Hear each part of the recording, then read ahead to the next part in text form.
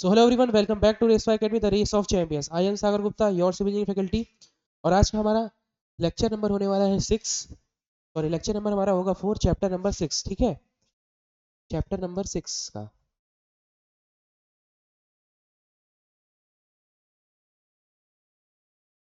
Chapter number 6 में हम लोग देख रहे थे अपना स्टैटिक इक्विलिब्रियम, जो कि हमारा सब्जेक्ट इंजीनियरिंग मैकेनिक्स का होने वाला था। तो हम लोगों ने इसमें देखा था कि कितने टाइप के बीम होते हैं, कितने टाइप के लोड एक्ट करते हैं इन बीम्स पर, या कह लीजिए कि कितने टाइप के सपोर्ट्स होते हैं जो कि आपको रिएक्शंस देते हैं। ठीक है, तो कल हम लोग का लास्ट रिवीजन टॉपिक चल रहा था, या कह लीजिए लास्ट टॉपिक हमारा था। उसके बारे में थोड़ा सा देख लेते हैं, फिर अपनी लाइन को पिकअप करते हैं। ठीक है, चलिए। तो हमने देखा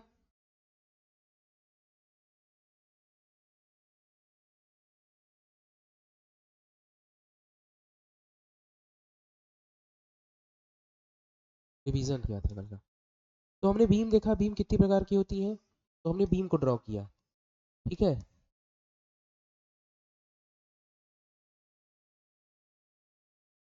ये हो गया हमारा सिंपली सपोर्टेड बीम, जिसे हम एसएसबी लिखते हैं।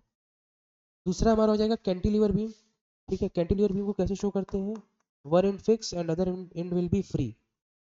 तीसरा हमारा हो जाएगा ओवरहैंगिंग बीम।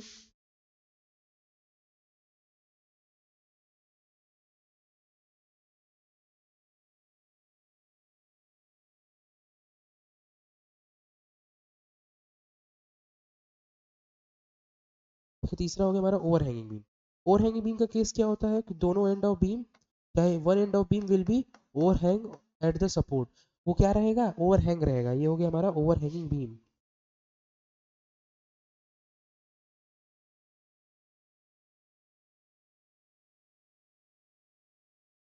ठीक है, ये हो गया हमारा ओवरहैंगिंग बीम। अब बात करते हैं आगे,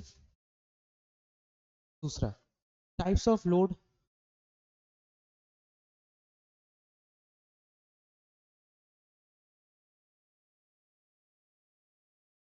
लोड कितने प्रकार के होते हैं, तो देखिए हम लोगों ने बेसिकली तीन तरीके के लोड के बारे में डिस्कशन किया था। पहला लोड था हमारा पॉइंट लोड, या जिसे हम कंसंट्रेटेड लोड भी कहते हैं। दूसरा लोड था हमारा यूडीएल लोड, जिसे हम यूनिफॉर्मली डिस्ट्रीब्यूटेड लोड कहते हैं। तीसरा लोड हमारा हो जाएगा यूवीएल लोड, जिसे हम यूनिफॉर्मली वेरिंग लोड कहते हैं। तो ठीक है, सबको एक एक करके ड्रॉ करना है।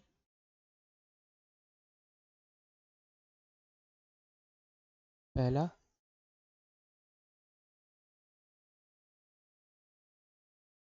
ठीक है,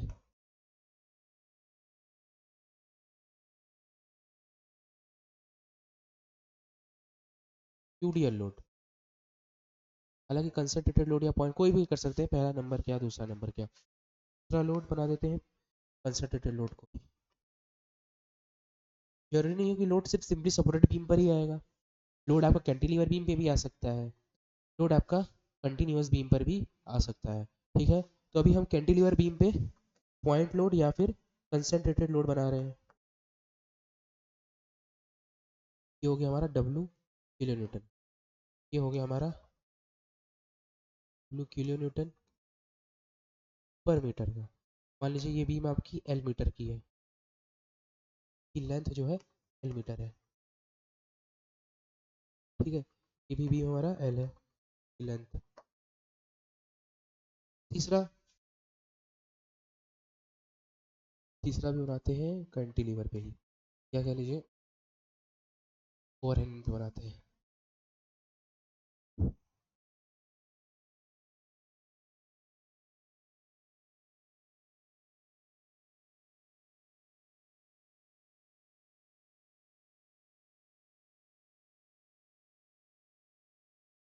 ठीक है,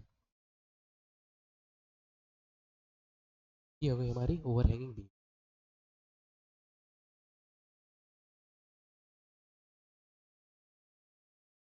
बीम विथ, देखिए ये हमारा overhanging beam with UVL load supported on it, मतलब उस पे कौन सा है, UDL sorry UVL load act कर रहा है। ठीक है, इस पे हमारा यूवीएल लोड एक्ट कर रहा है, जिसे हम यूनिफॉर्मली वेरिंग लोड बोलते हैं। ओवरहैंगिंग बीम विथ रियल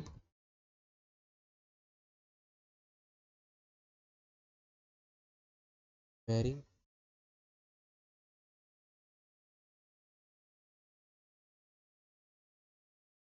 ये हो गया कैंटिलीवर विथ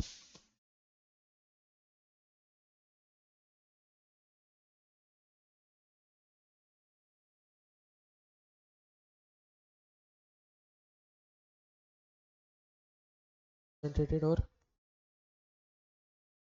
लोड हो जाएगा सिंपली सपोर्टेड बीम। इस वाले का मैं यहाँ लिख दे रहा हूँ,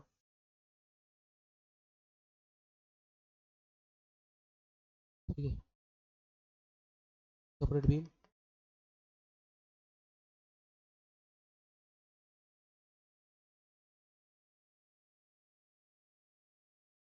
विथ रियल या फिर यूनिफॉर्मली डिस्ट्रीब्यूटिंग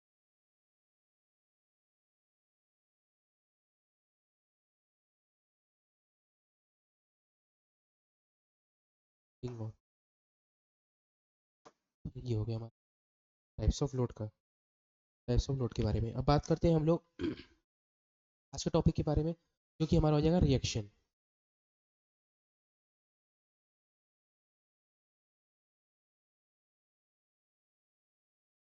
रिएक्शन एक्चुअल में होता क्या है, इसके बारे में हम लोगों ने कल देख ही लिया था। रिएक्शन एक्चुअल में होता क्या है?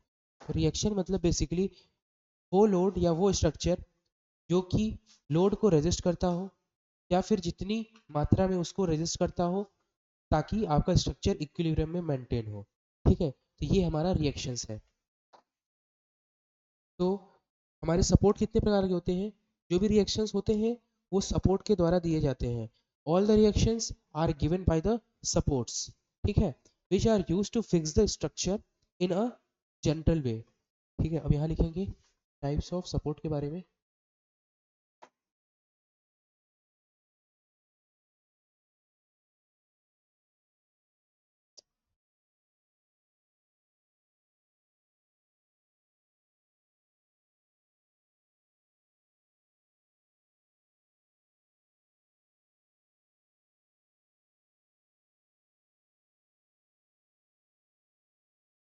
टाइप्स ऑफ सपोर्ट, पहला पहला सपोर्ट मैंने बताया था आपको, हिंज सपोर्ट।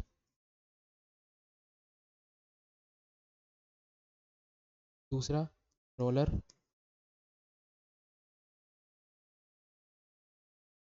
और तीसरा हो जाएगा फिक्स्ड सपोर्ट।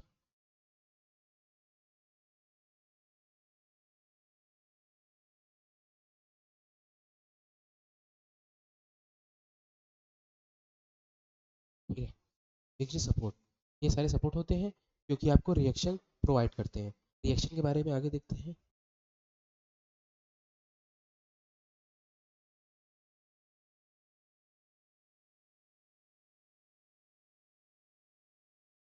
पहला बात करते हैं हम लोग हिंज सपोर्ट के बारे में।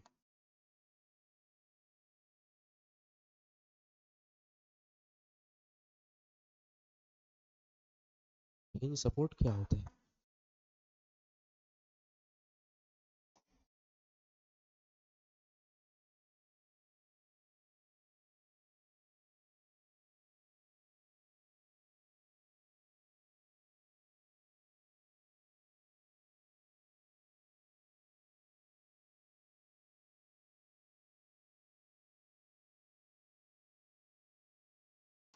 ठीक है, ये हमारा हिंज सपोर्ट। तो हिंज सपोर्ट बेसिकली क्या होता है, इसके थ्रू जब भी आप किसी स्ट्रक्चर पे लोड लगाते हैं, मान लीजिए ये बीम है, मैंने बताया था कि ये जो हम लोग लाइन ड्रॉ करते हैं किसी स्ट्रक्चर के ऊपर या किसी सपोर्ट के ऊपर, तो ये लाइन बीम को शो करती है जस्ट, ये बीम होती नहीं है, ये बीम की लॉन्गिट्यूडनल एक्सिस होती है जो कि बीम के एग्जैक्टली सेंटर से होकर जाती है। बीम में ओनली एक लॉन्गिट्यूडनल एक्सिस होती है और एक ट्रांसवर्स एक्सिस होती है, ठीक है। ट्रांसवर्स लॉन्गिट्यूडनल मेनली बहुत सारे हो सकते हैं, पर जो सेंटर से पास होती है जिसे न्यूट्रल एक्सिस भी कहते हैं, वो लॉन्गिट्यूडनल एक्सिस सिर्फ और सिर्फ एक ही होती है। कहने को तो लॉन्गिट्यूडनल आप इस बीम को कई तरीके से बांट सकते हैं, जैसे देखिए मान लीजिए आप बीम कुछ इस शेप का बनाए, रेक्टेंगुलर, अमूमन रेक्टेंगुलर या स्क्वायर शेप में होता है, ठीक है। इसके सेंटर से जो एक्सेस पास होगी वो होगी आपकी longitudinal axis of the beam. हालांकि लॉन्गिट्यूडनल आपको यहाँ से भी ले जा सकते हैं, पर जो सेंटर से जाएगी वही एक न्यूट्रल एक्सिस होती है, या उसी को हम लॉन्गिट्यूडनल एक्सिस भी कहते हैं, ठीक है। ये हो गई हमारी। अब देखिए, अगर हम हिंज सपोर्ट की बात करें तो आपने, मैं हिंज सपोर्ट की बात करूं तो यहाँ पे ये हो गया हमारा सपोर्ट। अब मान लीजिए ये जो पेन है मैं इसको हिंज सपोर्ट से जोड़ा हुआ हूँ, ठीक है। ये हमारी हिंज सपोर्ट, ठीक है। आप, आई होप आप देख पा रहे होंगे।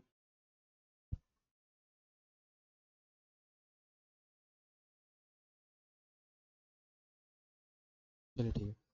ये देखिए, अगर हिंज सपोर्ट की बात करें तो अगर हम उसको यहाँ पे सपोर्ट करते हैं, ऐसे लोड लगा दिए, जैसे ऊपर से लोड आ रहा है, तो ये हिंज सपोर्ट की ये खासियत है कि ये इसको नीचे नहीं जाने देगा, यानी कि ये लोड को अपोज कर रहा है। कब तक?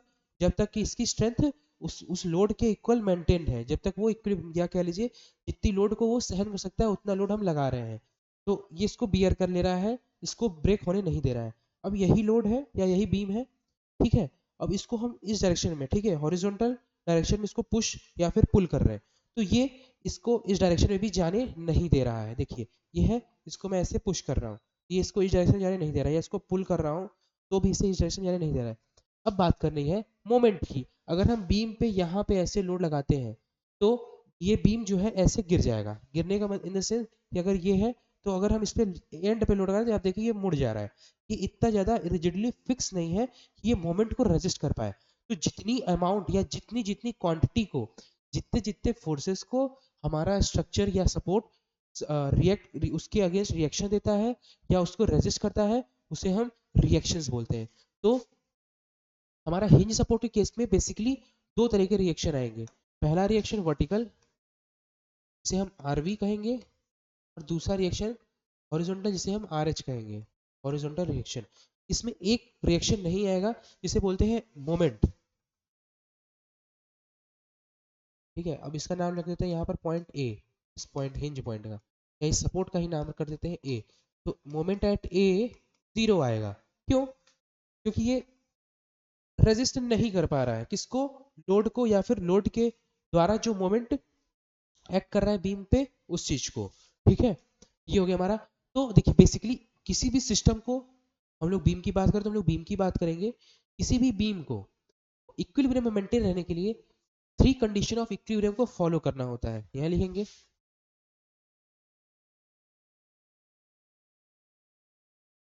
To maintain any determinate determinate beam और structure,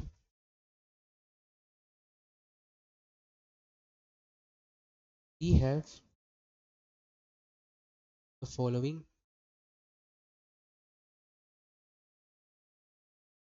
three condition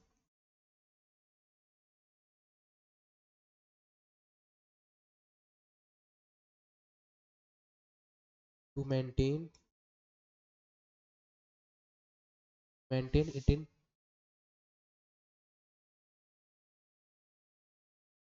equilibrium state, ठीक है। ताकि वो बीम को इक्विलिब्रियम स्टेट में मेंटेन रख सके, तो वैसे ही रख सके। तो ऐसी हमारे पास थ्री कंडीशन है या थ्री हमारे पास लॉ है। वो क्या है? Summation of F of X equals to zero, जो कि अभी हम लोगों ने कुछ लास्ट लेक्चर में देखा था। Summation of F of Y equals to zero, या summation of moment at any point, या at the selected point is zero. तो ये हमारे पास जीरो होना चाहिए ताकि हमारे स्ट्रक्चर इक्विलिब्रियम में मेंटेन रह सके। तो यहाँ लिखेंगे पहला, या लिखेंगे थ्री कंडीशन ऑफ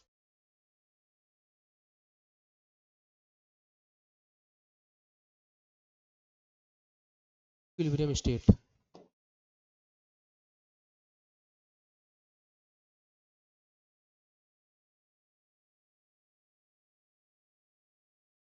पहला कंडीशन हो जाएगा summation of F of X equal to zero.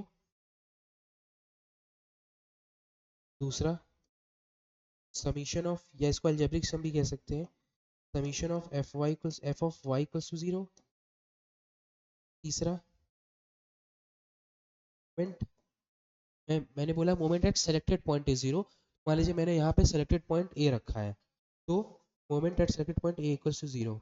अब इसका यूज कहाँ आएगा इन इन इक्विलिब्रियम कंडीशन का? तो ये यूज आएगा आपको जब अभी हम लोग न्यूमेरिकल्स लगाएंगे रिएक्शंस फाइंड करने का एट द सपोर्ट और इन द बीम। ठीक है, तो हम लोग को इन तीनों तीनों कंडीशन का यूज होगा।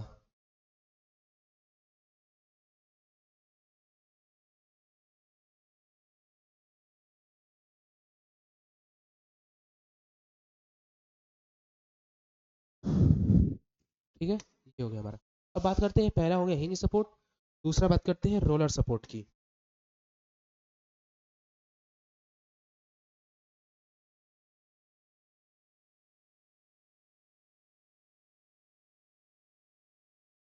ठीक है, रोलर सपोर्ट।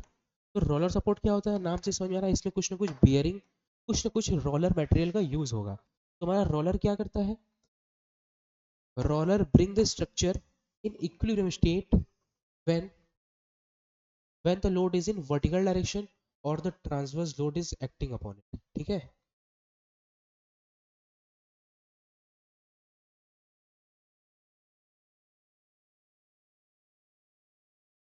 ये हो गया हमारा रोलर स्ट्रक्चर। तो हम लोग ब्रेक लाइन से भी शो कर दिए,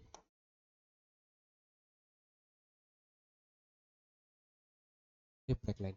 अब देखिए, ये उन स्ट्रक्चर को या उन लोड को सपोर्ट करता है जो कि वर्टिकल डायरेक्शन में इस पे एक्ट करता हो या ट्रांसवर्स वे में। बीम किस लिए बनाया गया है या बीम की डिजाइन किस कंडीशन पे की जाती है, वो ये कंडीशन है कि बीम पे सिर्फ और सिर्फ ट्रांसवर्स लोड ही एक्ट करेगा। ठीक है, ऐसा नहीं कि हम लोग उसको हॉरिजॉन्टली भी डिजाइन करते हैं, नहीं, बीम पे बेसिकली ट्रांसवर्स लोड के लिए हम लोग उसको डिजाइन करते हैं। ठीक है, मानते हैं इस बीम पर लोड आ रहा है कुछ यूं, इस पे यूडीएल लगाते हैं इस बार, ताकि सारे केसेस क्लियर हो। ठीक है, ये हो गया यूडीएल। मान लीजिए ये है, इसकी मैग्नीट्यूड है डब्ल्यू किलो न्यूटन पर मीटर। ठीक, अब का एग्जांपल देखते हैं, इस पे सिर्फ और सिर्फ एक रिएक्शन आएगा, इसे हम लोग बोलते हैं वर्टिकल रिएक्शन, आर वी।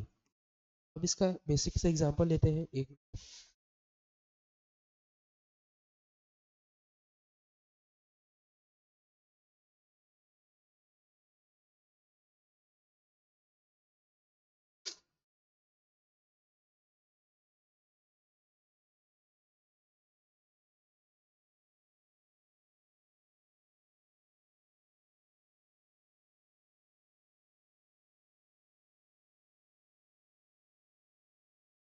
बनाने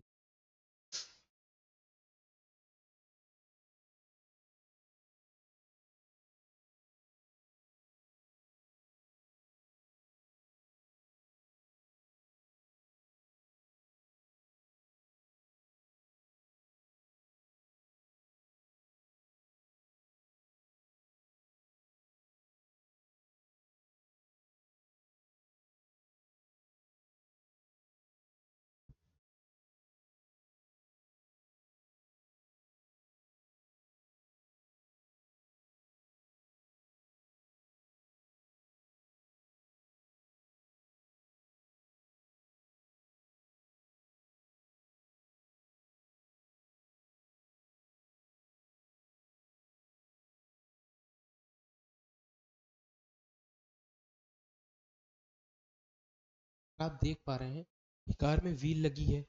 ठीक है, कार में क्या लगी हुई है, व्हील लगी हुई है, टायर लगी हुई है। तो आप देख पा रहे हैं ठीक कुछ इसी सेम प्रकार का मैंने वहां भी व्हील है, व्हील का स्ट्रक्चर कैसा है, रोलर है। या इसको हटाइए, शेप से देख,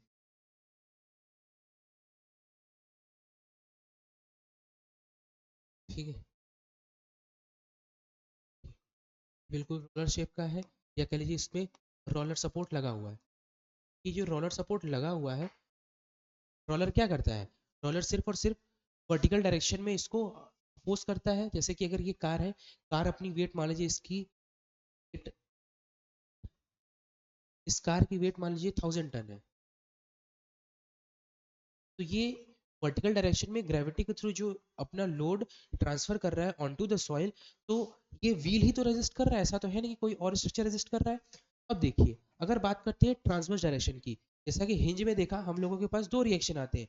रिएक्शन का मतलब ये होता है जितने क्वांटिटी या जितनी मैग्नीट्यूड ऑफ फोर्सेस को हमारा सपोर्ट रेजिस्ट करता है। अब वही बात करें रोलर की, तो रोलर में मान लीजिए ये हमारा रोलर सपोर्ट है, ठीक है, ये हमारा रोलर है, देखिए ये सर्कुलर शेप में है, ये हमारा रोलर शेप है। और अगर इस पे हमने बीम रख दिया, तो अगर इस पे यहाँ पे वर्टिकल डायरेक्शन या ट्रांसफर डायरेक्शन में लोड आ भी रहा है, तो ये वर्टिकल को तो रेजिस्ट कर लेगा, पर अगर हम इस पे रोलर या फिर हॉरिजॉन्टल डायरेक्शन में लोड लगाते हैं, ठीक है, अब देखिए ये हॉरिजॉन्टल डायरेक्शन में लोड लगा रहे हैं, ये देखिए आप ये रोलर सपोर्ट को देखिए, और ये बीम, ये जो बीम है इस पैन को समझिए बीम। तो अगर हम इस पे हॉरिजॉन्टल लोड लगाते हैं, ये रोलर खिसक जाएगा और बीम हमारा गिर जाएगा, यानी ये क्या है, एक अनस्टेबल स्ट्रक्चर है। तो वही बात करें कार की, तो कार पे भी आप देखते हैं कि जब ट्रांसवर्स डायरेक्शन में जब कार अपनी ट्रैक्टिव फोर्स लगाता है, ठीक है, उस फोर्स को क्या बोलते हैं, ट्रैक्टिव फोर्स या मैकेनिकल फोर्स। तो वो फोर्स जो है टायर क्या रेजिस्ट कर पाता है, नहीं, वो क्या करता है, कार को आगे मूव कराता है, किस डायरेक्शन में, ट्रांसवर्स डायरेक्शन में या फिर लॉन्गिट्यूडनल डायरेक्शन में, नॉट इन ट्रांसवर्स डायरेक्शन, ठीक है। तो ये हमारा केस क्या है, वर्टिकल या फिर रोलर सपोर्ट का। तो रोलर सपोर्ट सिर्फ और सिर्फ एक ही डायरेक्शन में हमारा रिएक्शन देता है, इसे हम बोलते हैं vertical reaction, vertical reaction. Sir क्या इसमें मोमेंट भी आता है, या ये मोमेंट को भी रेजिस्ट करता है, नहीं, ना ही ये मोमेंट को रेजिस्ट करेगा, ना ही ये हॉरिजॉन्टल लोड को रेजिस्ट करेगा, ये सिर्फ और सिर्फ वर्टिकल को रेजिस्ट करेगा। ठीक है, अब आगे बढ़ते हैं, जरा सपोर्ट की बात।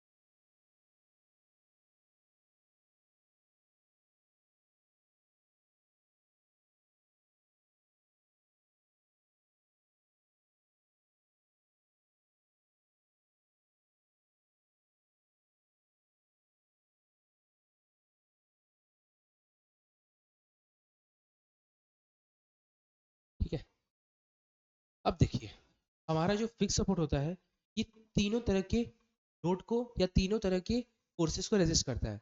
आपका चाहे वो हॉरिजॉन्टल हो, ये नाम ही इसका क्या, फिक्स सपोर्ट। तो फिक्स से मतलब ही समझ रहा है कि ठीक है कोई बीम है वो कैसा ही कैसी होगी, फिक्स्ड होगी, ये हमारा फिक्स्ड सपोर्ट। फिक्स्ड सपोर्ट में तीनों तरह की रिएक्शंस आती हैं, ये चीज़ आपको फिंगर टिप्स पे याद होनी चाहिए, ठीक है, कि कौन सी, अगर मैं सपोर्ट की बात कर लूँ तो कितने तरह के आपके रेजिस्टेंस या रिएक्शंस आने वाले हैं। तो ये हमारा रिएक्शंस हो गया। देखिए इस पे पहला वर्टिकल डायरेक्शन लगाते हैं, ये हो गया आर बी, ये आर बी भी देगा, ये आर एच लगाए, ये आर एच भी देगा, और इस पे अगर मोमेंट भी लगाए, ये मोमेंट भी देगा, यानी मोमेंट को भी रेजिस्ट करेगा। यानी कि अगर हम पॉइंट ए कंसिडर करें, ठीक है, पॉइंट ए को कंसिडर करा जाए, तो रिएक्शन वर्टिकल डायरेक्शन में भी, रिएक्शन हॉरिजॉन्टल डायरेक्शन में भी, और रिएक्शन मोमेंट को भी ये देने वाला है।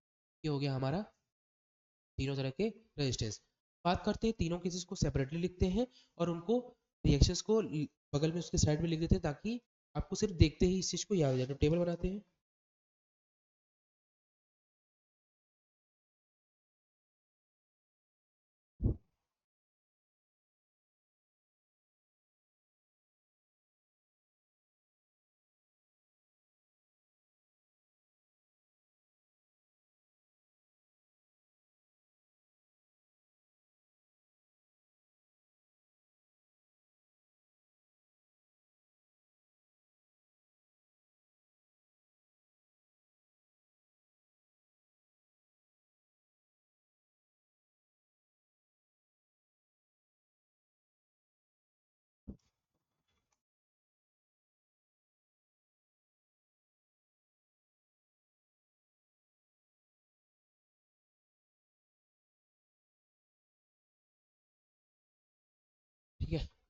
टाइप्स ऑफ सपोर्ट,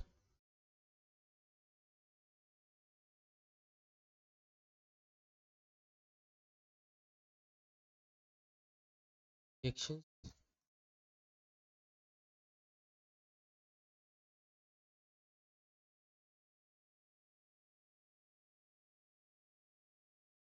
पहला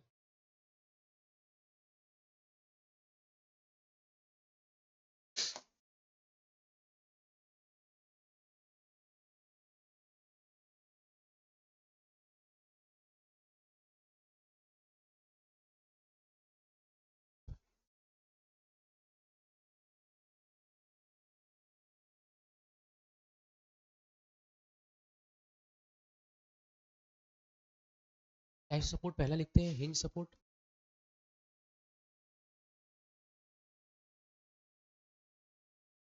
ठीक है, हमारा कितना ये हो गया हमारा हिंज सपोर्ट। अब हिंज सपोर्ट के बारे में हम लोगों ने डिस्कशन किया था, इमेज ड्रा करिए, तुरंत पेन लीजिए, हिंज सपोर्ट बनाइए।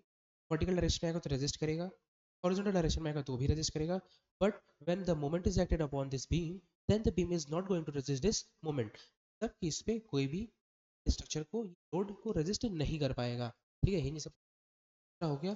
रोलर सपोर्ट, ठीक है, रोलर सपोर्ट। तीसरा टाइप का हमारा सपोर्ट हो जाएगा फिक्स्ड सपोर्ट। फिक्स्ड, ठीक है। नंबर ऑफ रिएक्शन बात करते हैं, हिंज सपोर्ट में कितनी तरह के रिएक्शन आए थे?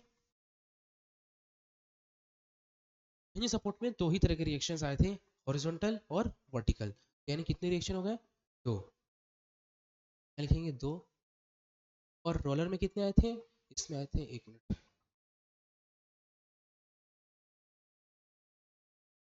ठीक है, हिंज सपोर्ट में आए थे दो, रोलर सपोर्ट में आए थे वन, और फिक्स सपोर्ट में आए थे टोटल थ्री। डायग्राम बनाते, हिंज का ये हो गया, ठीक है, रोलर का बना दीजिए,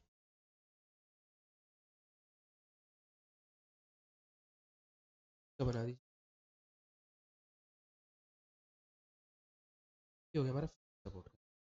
ये हम लिख देते हैं, आइए इससे भी यहाँ पे भी,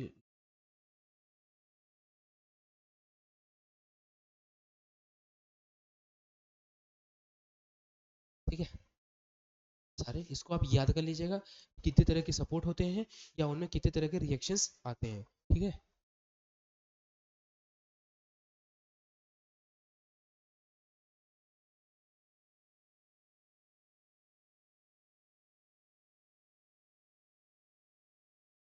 चलिए आगे बढ़ते हैं न्यूमेरिकल्स के ऊपर।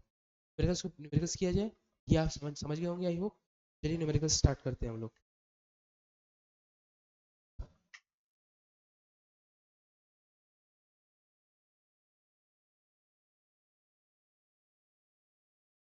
पढ़ना है क्या? बीम। बेसिकली आपकी बुक्स में बहुत सारे न्यूमेरिकल्स हैं, इन द सेंस की फालतू फालतू के न्यूमेरिकल्स हैं, वो नहीं पढ़ना क्योंकि वो आपके एग्जाम के इरेलेवेंट है, कि वो इंडिटरमिनेट या डिटरमिनेट स्ट्रक्चर की भी बातें करता है। तो हम लोग को डिटरमिनेट इंडिटरमिनेट के बीच में डिफरेंस पता तो होना चाहिए, पर ये पता कर भी लेते हैं। टाइप्स ऑफ स्ट्रक्चर,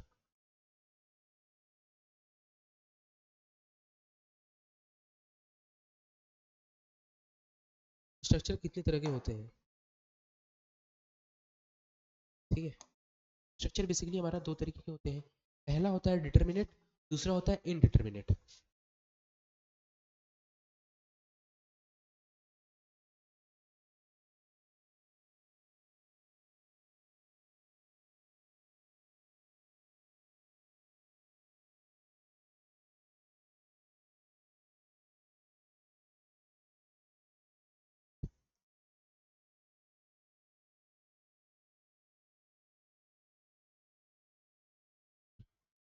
ठीक है, दो तरह के स्ट्रक्चर होते हैं, डिटरमिनेट स्ट्रक्चर और दूसरा इनडिटरमिनेट स्ट्रक्चर। ये दोनों स्ट्रक्चर होते क्या क्या है, इनके बारे में बेसिक डिफरेंस समझते हैं। जो हमारा डिटरमिनेट स्ट्रक्चर होता है, इसको हम थ्री कंडीशन ऑफ इक्विलिब्रियम से सॉल्व कर सकते हैं। थ्री कंडीशन ऑफ इक्विलिब्रियम हमारी क्या थी? वो पहला था हमारा summation of F of X equal to zero, दूसरा था summation of F of Y equal to zero, तीसरा था moment about selected point is zero. ठीक है, ये था हमारा इक्विलिब्रियम इक्वेशन। तो अगर कोई बीम का हम लोग सॉल्यूशन अगर हम लोग इक्विलिब्रियम कंडीशन से निकाल लेते हैं, तो वैसी बीम को हम लोग या वैसे स्ट्रक्चर को हम लोग डिटर्मिनेट बीम या डिटर्मिनेट स्ट्रक्चर कहते हैं। पर वहीं ऐसी बीम जिनकी हम बात करा जाए, तो अगर वो इनडिटर्मिनेट या इक्विलिब्रियम कंडीशन से सॉल्व ना करना हो पाए, तो वैसी बीम को या वैसे स्ट्रक्चर को हम क्या बोलते हैं? वैसे स्ट्रक्चर को हम इनडिटर्मिनेट स्ट्रक्चर कहते हैं। ठीक है, ये हो गया हमारा इनडिटर्मिनेट स्ट्रक्चर का पार्ट या इनडिटर्मिनेट स्ट्रक्चर की डेफिनेशन। ठीक है, तो लिखते हैं डिटर्मिनेट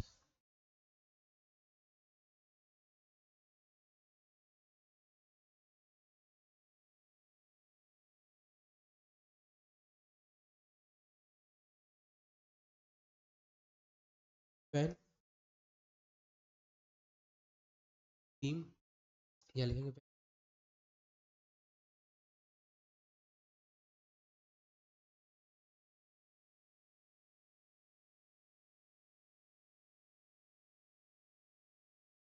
और स्ट्रक्चर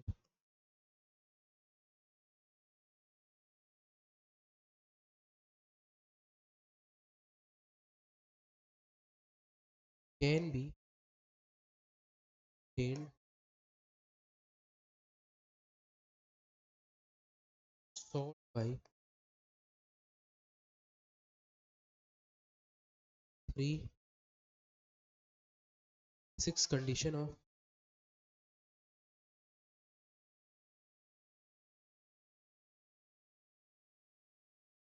ये three basic condition of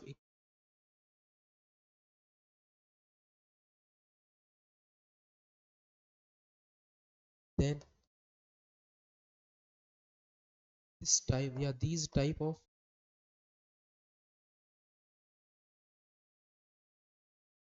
structure or beam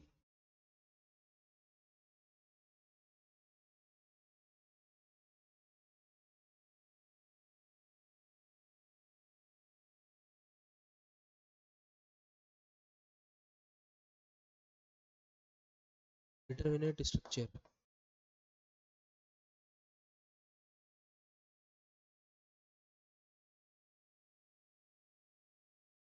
determinate structure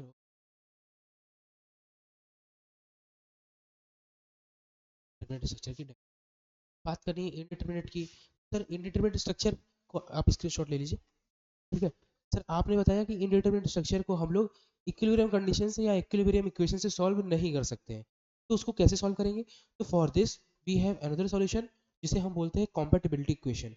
अब कॉम्पेटिबिलिटी इक्वेशन को हमें समझना नहीं है, हमें पढ़ना नहीं है, सिर्फ इन्हीं से हमारा काम हो जाएगा, क्योंकि हमारा सिलेबस का पार्ट ही है डिटर्मिनेट। पर आपको डिटर्मिनेट और इनडिटर्मिनेट के बीच में डिफरेंस पता होना चाहिए। क्या बात करते हैं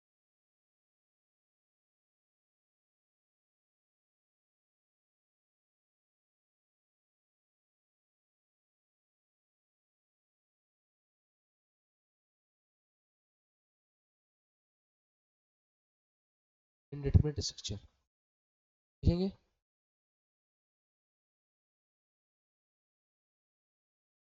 Then the solution of beam structure। ठीक है, the solution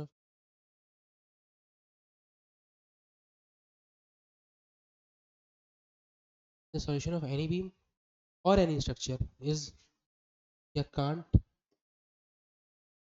cannot be obtained by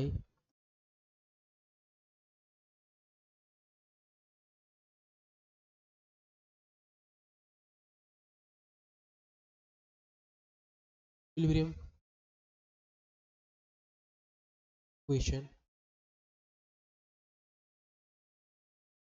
then these type of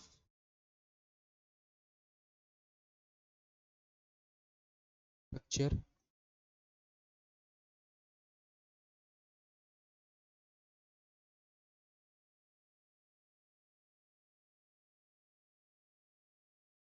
okay, then this type of structure is called determinate structure।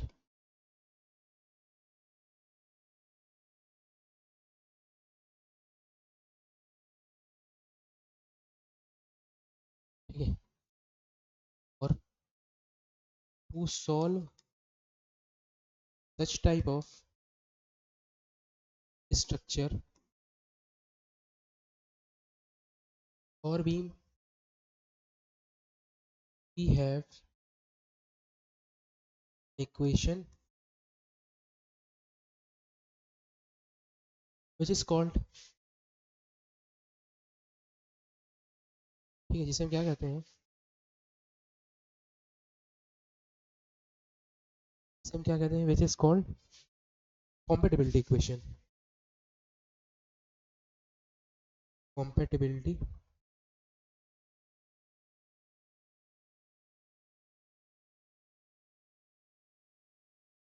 equation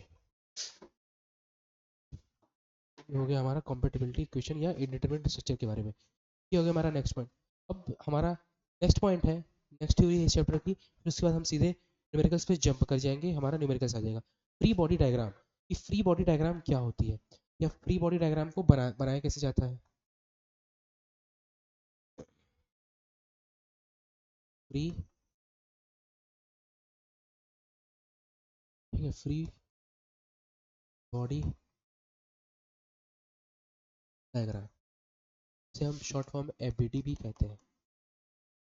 ठीक है, एफबीडी जिसे फ्री बॉडी डायग्राम कहते हैं. तो free body diagram actually में होता क्या है, जैसे देखिए कोई भी स्ट्रक्चर हो, किसी भी टाइप का बीम हो, अगर उस पर लोड एक्ट कर रहा है, लोड अप्लाई हो रहा है, तो ऐसी बीम को ड्रॉ करने के लिए आपने फर्स्ट चैप्टर, हाँ फर्स्ट चैप्टर में आपने एक प्रोसेस पढ़ा था आइडियलाइजेशन, जिसमें हम लोग क्या करते थे कि कॉम्पैक्ट से कॉम्पैक्ट स्ट्रक्चर को भी हम लोग इजी वे में ड्रॉ करते थे on the paper with the help of pen.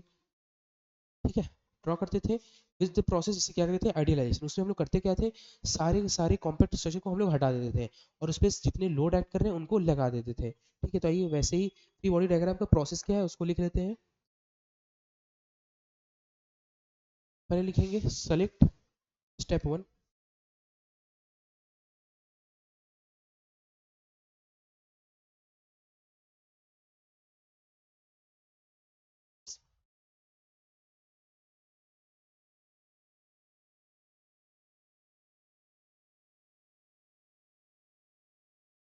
Steps to draw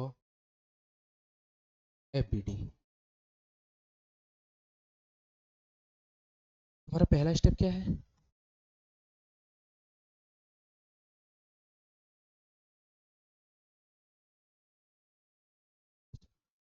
select table point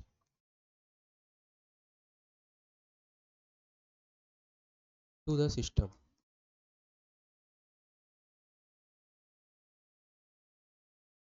ठीक है, सुटेबल पॉइंट सेट करिए सिस्टम पे. दूसरा, isolate the body if any external load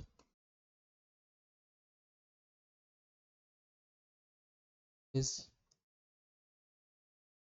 acted upon it.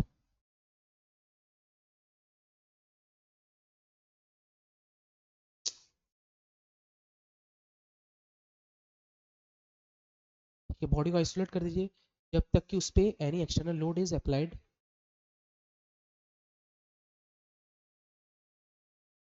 On it. तीसरा, ठीक है, तीसरा हो जाएगा हमारा if the structure is in the contact,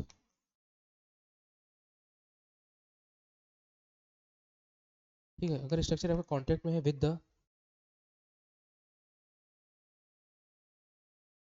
अगर आपका स्ट्रक्चर कॉन्टैक्ट में है with the external body,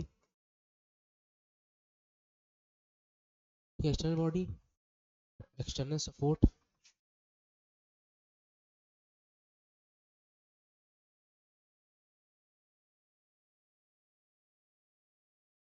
then their reaction should be shown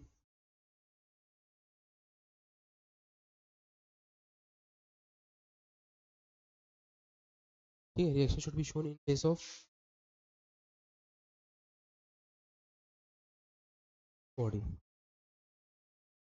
ठीक है, इसका मतलब ये है कि डायरेक्ट ड्रॉ करते हैं फिर समझते हैं।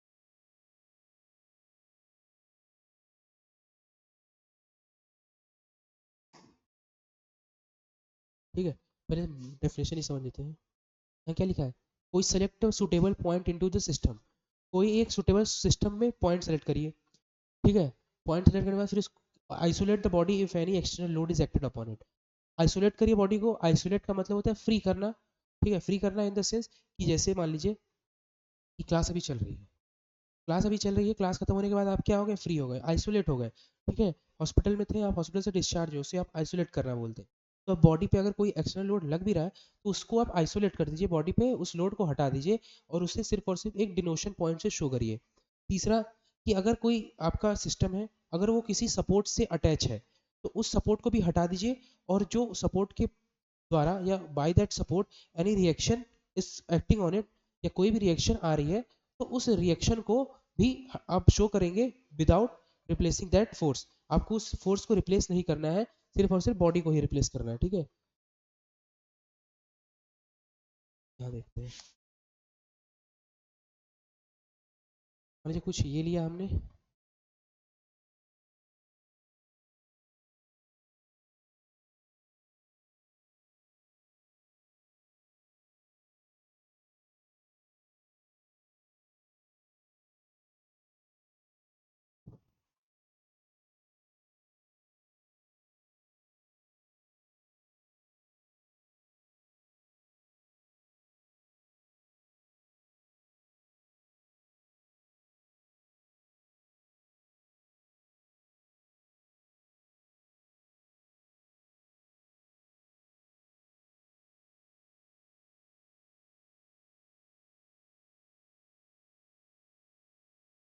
ठीक है,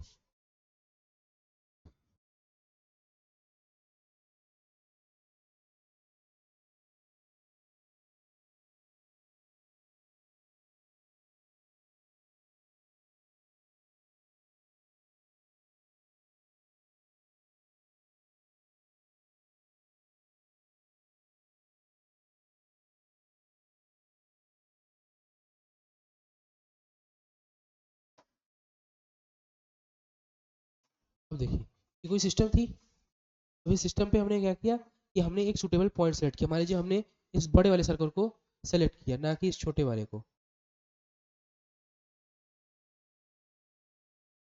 ठीक है, इस बड़े वाले को किया ना कि छोटे वाले को। तो हमने देखा क्या कि इस पे ये देखिए ये वाला सपोर्ट रिएक्शन डाल रहा था, ये सपोर्ट से अटैच है तो जाहिर सी बात है ना कोई इस पे रिएक्शन आएगी ही आएगी। तो इस रिएक्शन को हमने ड्रॉ किया, मान लीजिए एक बॉडी ड्रॉ की, इस रिएक्शन को दिखाया आर मान लीजिए, फिर इसका कुछ ना कुछ वेट होगा जो कि नीचे डब्ल्यू एक्ट कर रहा होगा विद द ग्रेविटी, तो इस पे हमने इसका वेट भी दिखाया। ठीक है, तो ये हो गया हमारा एफबीडी फ्री बॉडी डायग्राम। ठीक है, स्क्रीनशॉट ले सकते हैं इसका।